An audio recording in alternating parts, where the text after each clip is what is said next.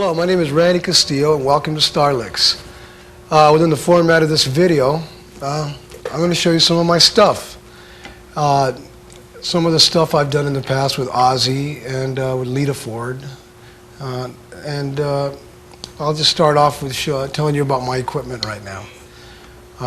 My cymbals are Zildjians. Up here I have Zildjian Platinum China Boys. They're both low China Boys. There's a high and a low. These are the lows. And they're real good for crash and accent types things, you know. And real good for making your ears ring. My hi-hat is a Zildjian 14-inch Dyno Beat, the Z model, and they're very heavy duty and they're built for rock, you know.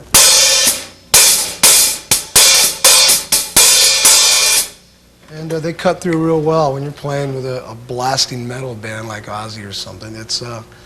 They definitely do the trick. Up here to my left is a Zildjian Platinum 19-inch Crash Ride, and it has a good attack, and the ring lasts a little longer than like the Z type, for instance.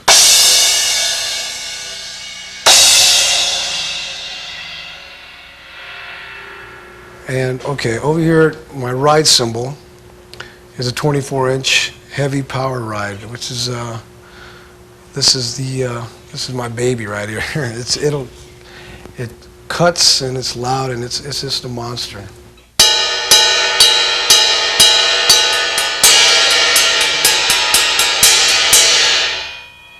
Real good bell on this thing. Over here I have the X-Hat. It's a 13-inch Dyno Beat Z, and I use it for like little accent things, you know, stuff like that. And over here, these are just little accent splash cymbals. I have a little 10-inch here, 8-inch here.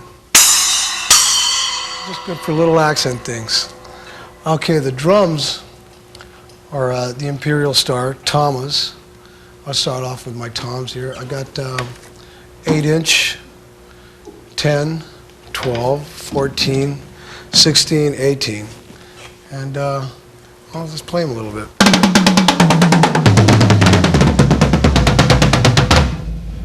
I get good range there from high to low. My bass drums are 22 by 16-inch Tamas. The 22s I like. I used to use 26, 24s, and they're a little too boomy for my taste. These have real good mid-range punch.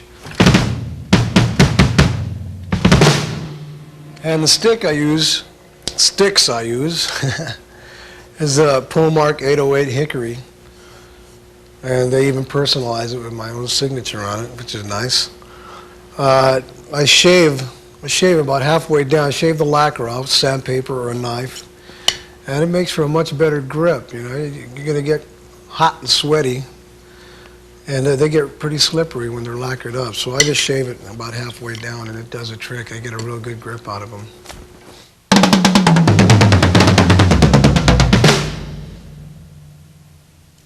And my snare is a 14-inch by 8 deep Art Star snare, and it's a good rock and roll snare drum.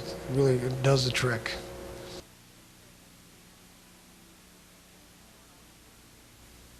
Okay, let's start off with rudiments. To me, rudiments are real important, especially if you're starting. They're great for developing technique and speed, and I just think it's something that you could use and you shouldn't pass up if you're going to get serious about playing. There's the basic one, the one everybody always does, is the paradiddle, and you can apply it in all kinds of different ways to your playing. It's, you know, the right, left, right, right, left, right, left, left.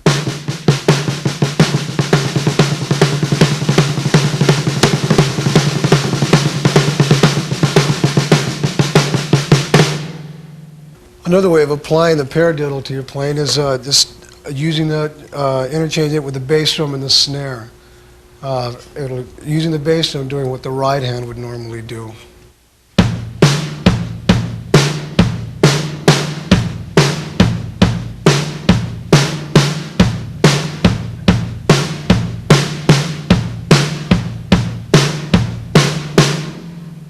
And within the context of a song, you could use that. For instance,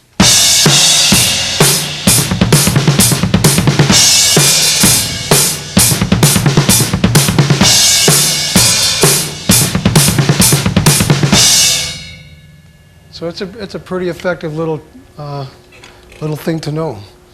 There's a double paradiddle, which is just an extra 2 beats. It's right, left, right, left, right, right, left, right, left, right, left, left.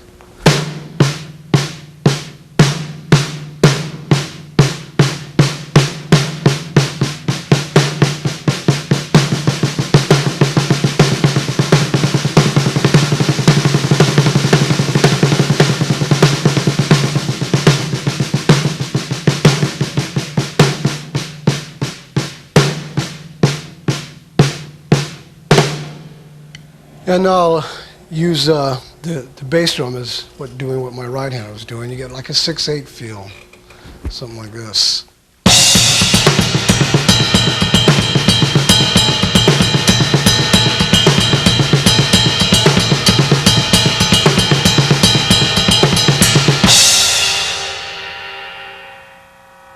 And there are just endless possibilities. If you can master the rudiments, you'll be able to master the drums.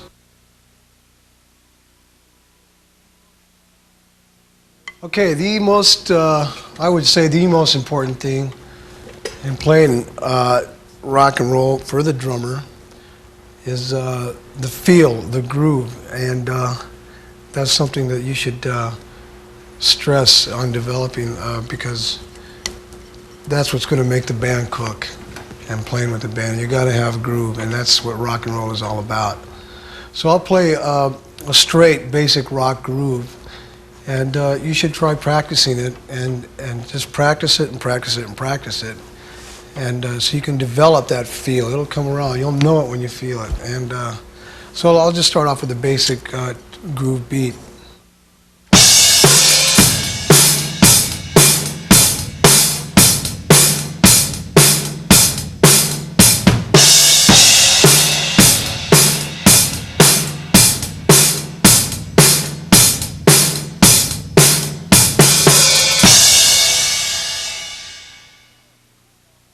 Okay, I'm going to break down the basic rock beat for you. This goes like this. The hi-hat is just doing the 8th notes. Just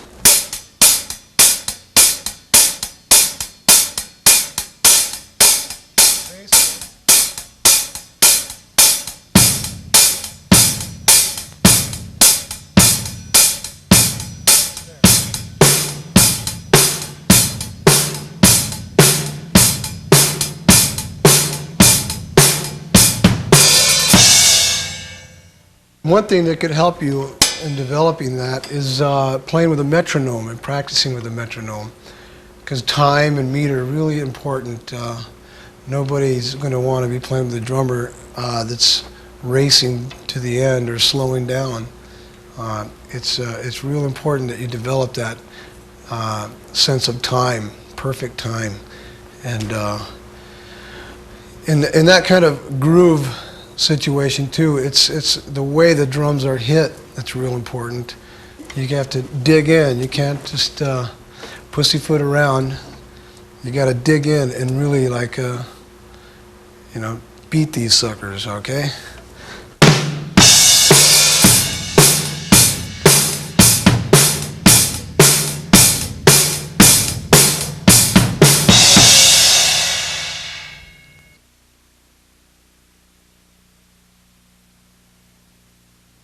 I'd like to get into dynamics, playing, when you should play loud, and when you should get quiet, and using that. For instance, in a song like I Don't Know, it's a real fast thing, and then it goes down to real, like a ballad halftime thing. I'll play some of that.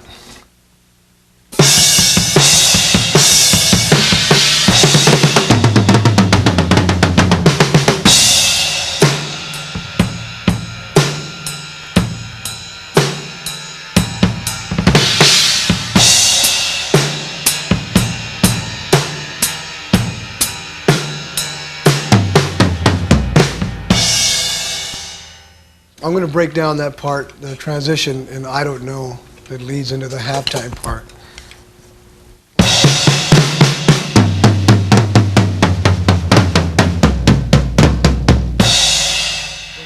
The rolls are flam triplets. I'll just play them real slow so that you can get the idea.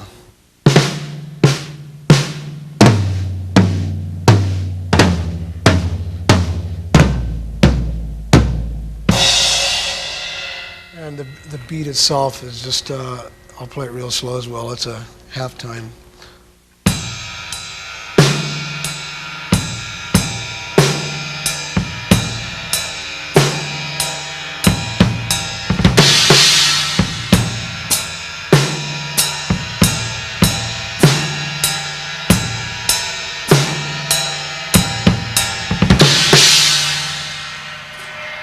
And so on.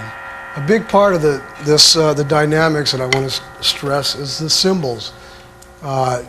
Choke, we're playing them open and hard and soft.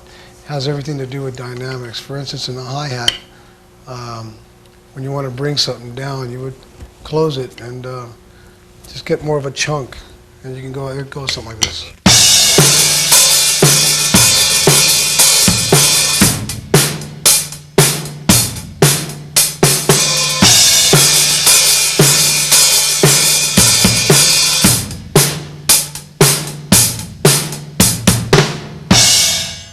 And the crash cymbals, you could use them, you can hit them soft or hit them hard. And one of the things I do is to hit this cymbal underneath. I get a soft early crash and then come down on the beat with a real good hard loud one like this.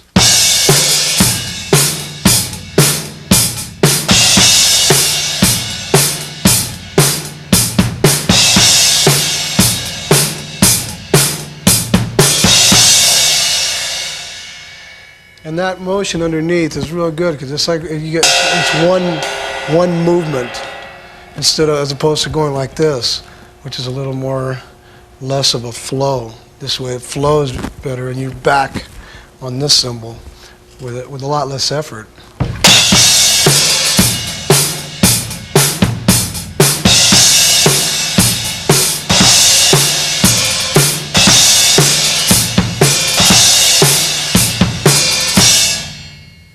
So it's a good way of using that.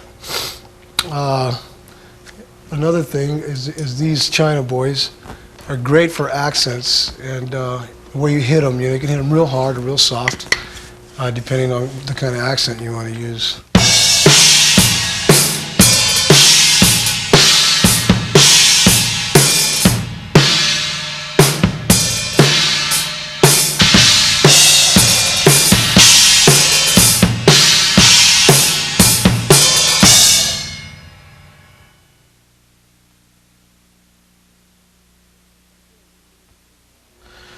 Okay, we're going to get into some bass drum technique, and bass drum is very important in rock and roll. It's the low punch. It's the one that's going to hit you right here. So first of all, I'm going to show you the way I hit the bass drum. I use the toe method, as opposed some people like to flat-foot it, but you get a lot more power using your toe, because your whole leg is involved. And that's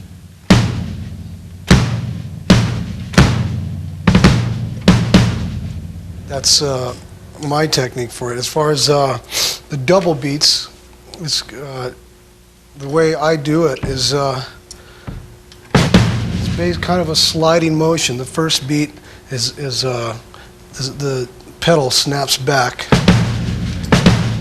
and the second is just a solid hit. The first one is a bounce. It just kind of slides in. The foot just slides into the pedal.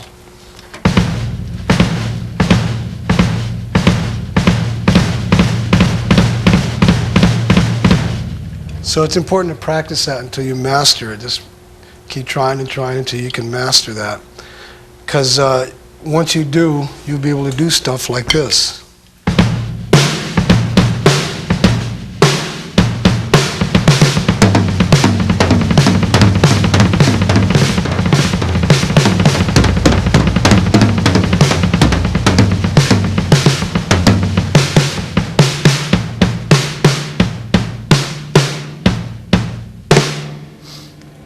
and that can be real effective.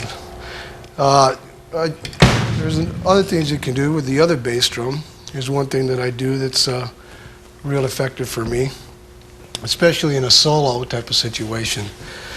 You do a double on the right kick and a single on the left, and it's like this.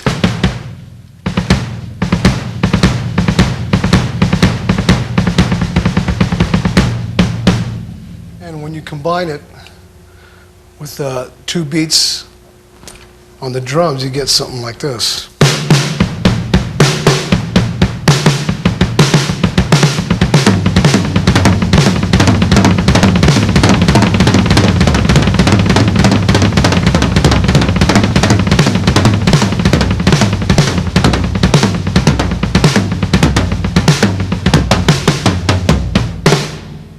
So it can be real effective in a solo situation especially. And you can use that same pattern, which is one I use on a song with Lita Ford called Die For Me Only, and it goes like this.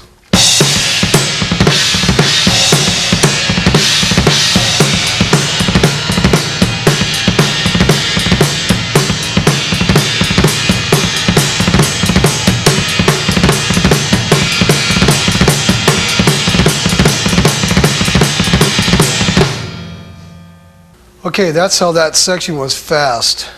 So I'll play the Die For Me Only beat slow. I'll break it down for you into parts so you can understand it a little better. Okay, it's the bass drum pattern is the 2 on the right kick and 1 on the left again. Yeah. I'll do it real slow.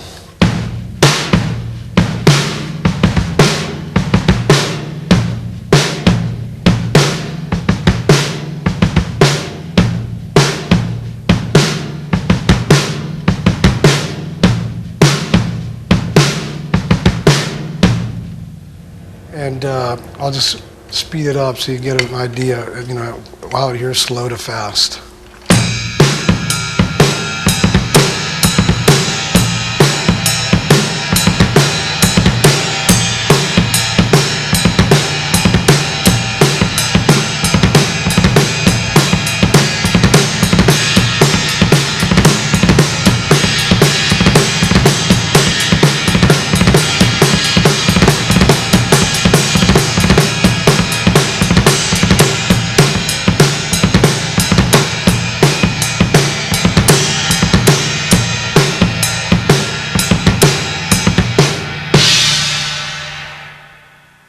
Okay, here's another variation I use in a song called Killer of Giants on the Ultimate Sin album. It's a double bass drum pattern, and it's in the fast part of the song. The song is basically slow, but the middle section is a fast section. And it's a good double bass drum pattern. I'll play it.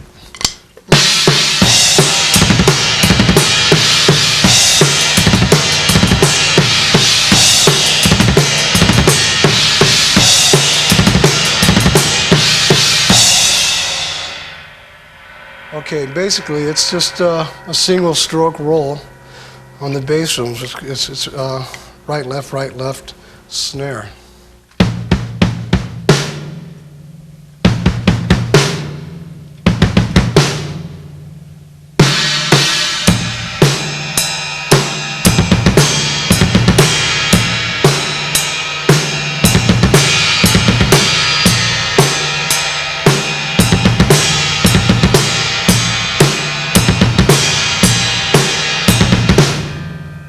And it's really good to know. And once you get that down, get it up to speed, it's real effective when you're playing something real fast. It's a powerful lick.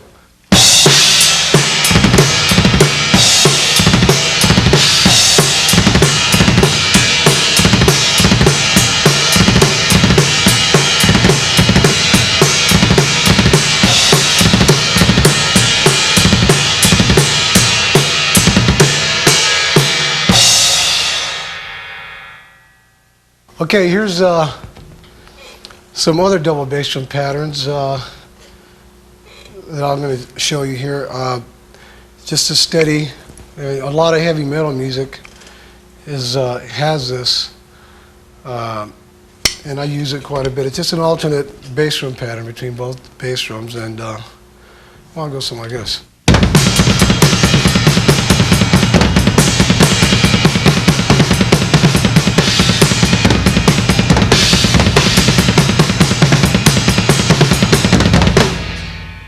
That's just a single stroke roll. I'll just do it slow for you.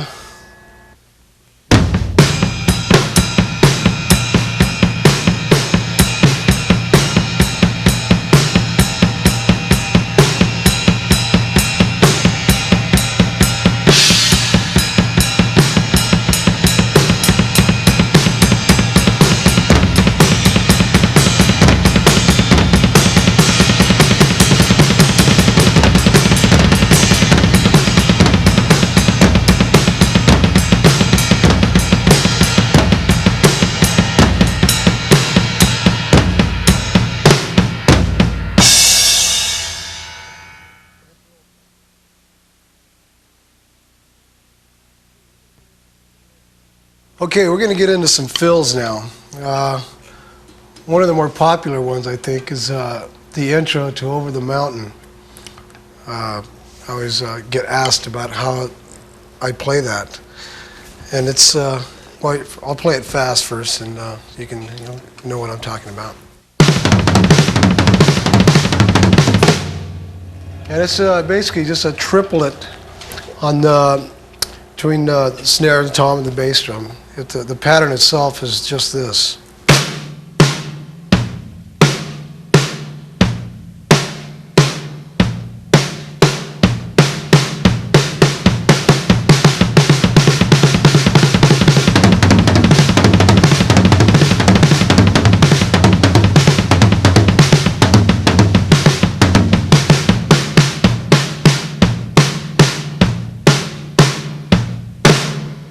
It's a great pattern to learn because you can use it in just all kinds of different ways between all the toms. It's great in a solo situation.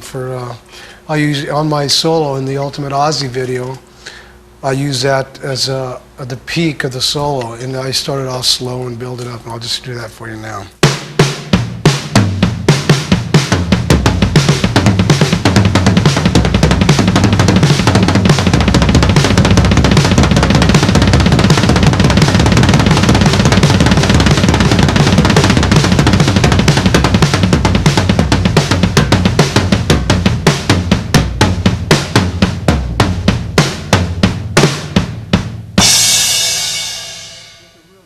Another fill I do is, and one I get asked about quite a bit, is one I did on the Lita Ford album, Dancing on the Edge, in a song called Run with the Money.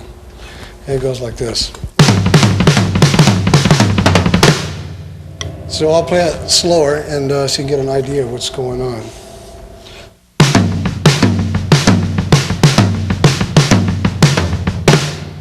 It's just basically a double sticking pattern with a double bass drum pattern.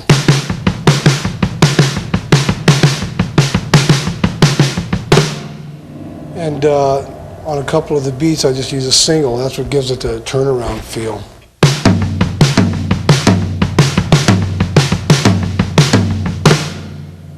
And at speed, it sounds real good.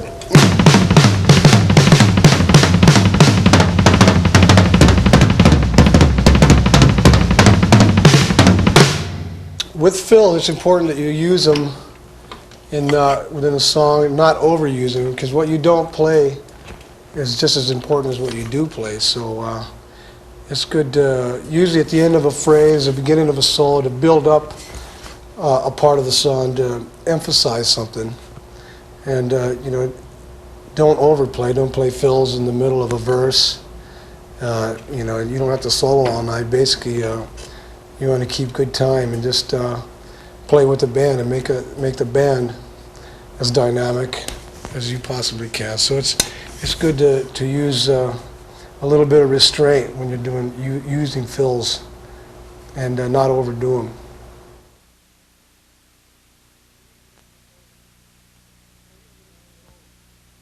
Okay, we're going to get into solos. What I like in a solo is one that has beginning, a middle, and a peak at the end.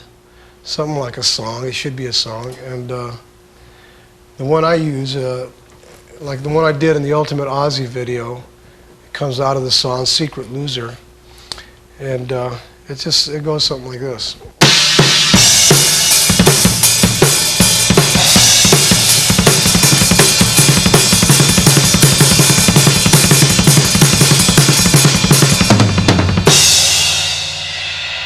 And then it leads into the rolls and etc. But I'll do a little bit of that, what I was just doing there for you. And it's basically a bass drum snare with an open hi-hat pattern.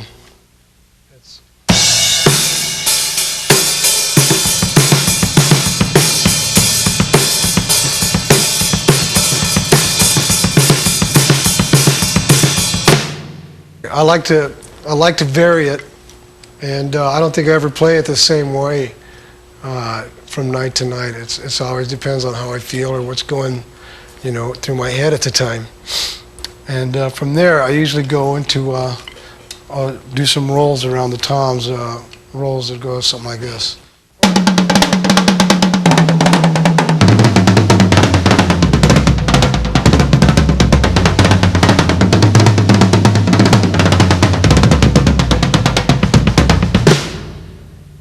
So I do that and vary it like I do everything else in the solo from night to night, and that's basically what that part is.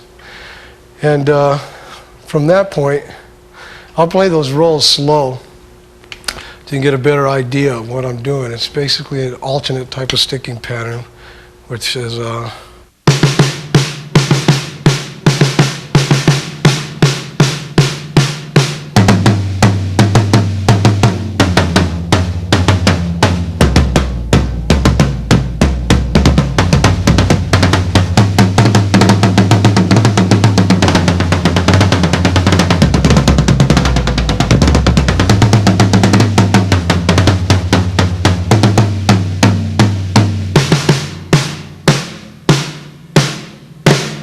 from there in the solo, I go to a floor tom type of pattern, and I stand up and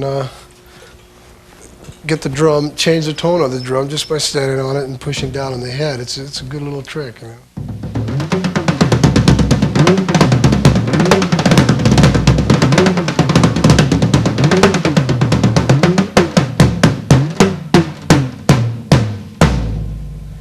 That's a nice little entertaining thing to do.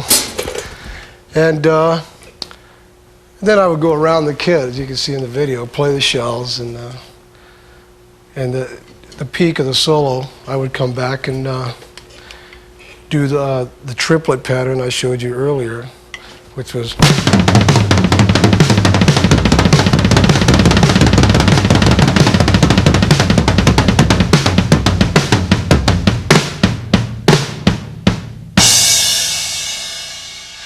the head thing's a little, you get a good sound when you do that, it sounds much better, very effective.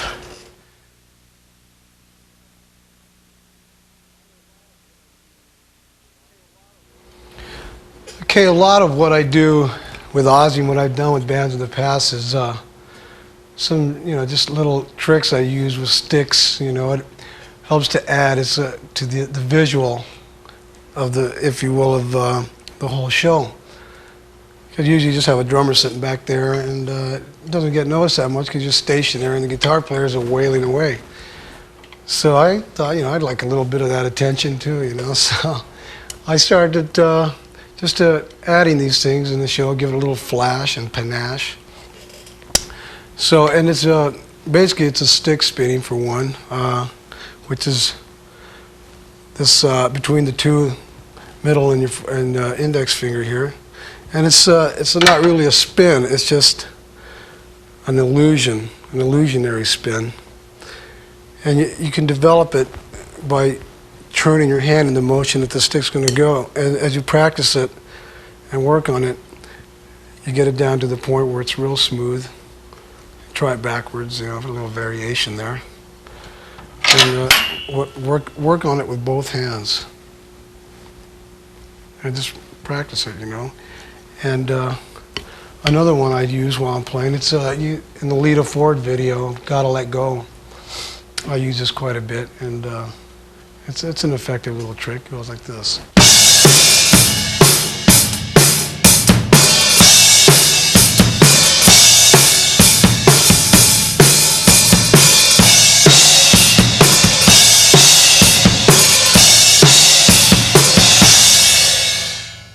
And all I'm doing there is just lifting the stick up off the hi-hat and throwing it into the air and catching it and keeping the beat going. Don't lose the beat like out of that.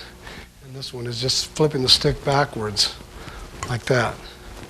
That's an effective little trick to know. Now something that's a little more complex goes like this.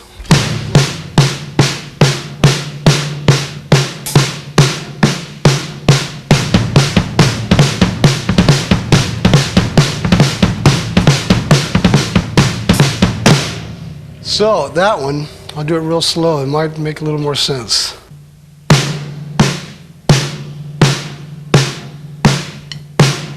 And what's happening here is my left hand, I'm holding it this way in the traditional grip. Its stick goes around like this. That's the pattern. It's not really so much a spin as it is a hand movement, but it gives the illusion of a spin. And this one is the regular spin, and I'll do it real slow.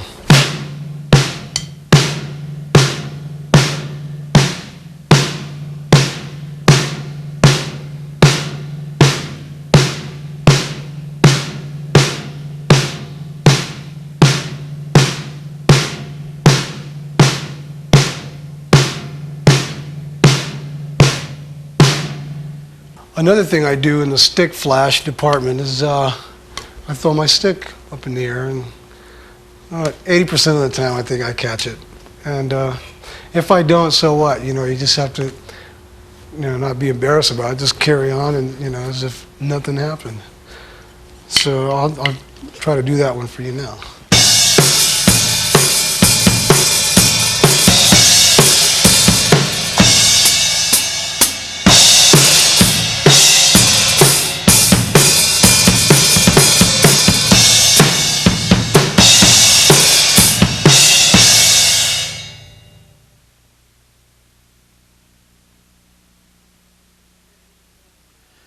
Okay, I'm going to try and just do a little bit of everything I've been covering and try to, put it all together and kind of show you what makes up my style, and hope you get a better understanding of what I'm doing, okay? So I'll just start off by playing a beat, and I'll play a few of the things and try to tie it all in together.